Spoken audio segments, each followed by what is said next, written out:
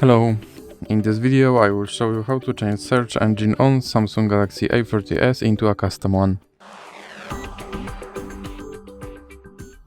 So you have to start with opening your internet browser. Now click on search bar and you have to go to your custom search engine website, and for this example I will use yep.com.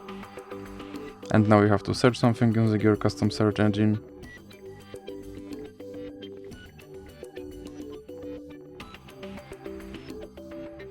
And now click on the status icon, go to settings and click on search engine, and in recently visited you should have now yep.com option, so you can select that and then simply click back, and as you can see my search engine is now set to Yep.